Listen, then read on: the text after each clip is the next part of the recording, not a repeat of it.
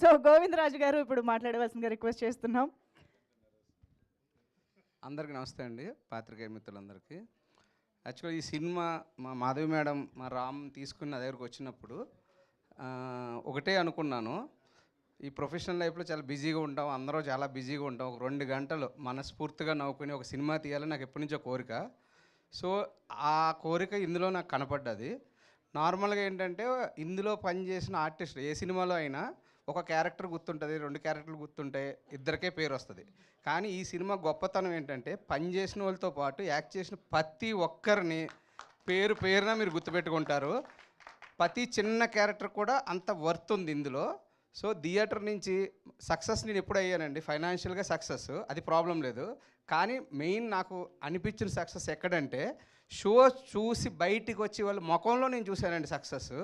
వాళ్ళ smiley faces కానీ, వాళ్ళు ఎంజాయ్ చేసిన విధానం కానీ థియేటర్లో ఫ్యామిలీతో చిన్న పిల్లల నుంచి పెద్దోళ్ళ దాకా పేరున చెప్తున్నా హిలారియస్గా ఆ సీట్లన్నీ ఊగుతూనే ఉన్నాయండి. సెకండ్ హాఫ్లో అయితే అంత కామెడీ ఉంది. సో మీరు కూడా ప్రతి ఒక్కళ్ళు మీ సైడ్ నుంచి నాకు ఎంకరేజ్ చేసి ఇలాంటి గొప్ప సినిమాని ఎదరకు తీసుకెళ్ళండి. ప్రతి ఒక్కళ్ళు ఇది మిస్ అవ్వద్దు.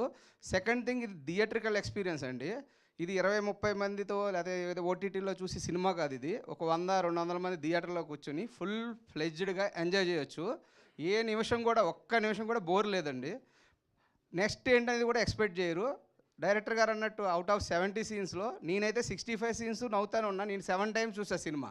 ఇంకా ఈరోజు చేసినా కూడా మళ్ళీ చూస్తా. అంటే నాదని కాదు, అందులో ఆ బోర్ అనేది లేదు ఎన్నిసార్లు చూసినా కూడా. సో ప్రతి ఒక్కళ్ళు దీన్ని ఎంకరేజ్ చేయండి, ఇలాంటి సినిమాని ముందుకు తీసుకెళ్ళండి.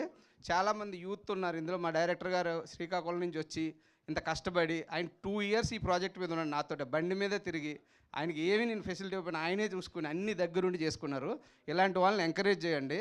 సో ఫ్యూచర్లో ఇంకా చాలా సినిమాలు వస్తాయి. ఈ సినిమా మాత్రం నిలిచిపోద్దండి.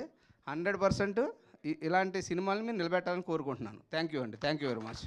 థ్యాంక్ యూ గోవిందరాజు గారు, థ్యాంక్ యూ సో మచ్. మా డిఓపి ఆదిత్య గారు, యా ప్లీజ్.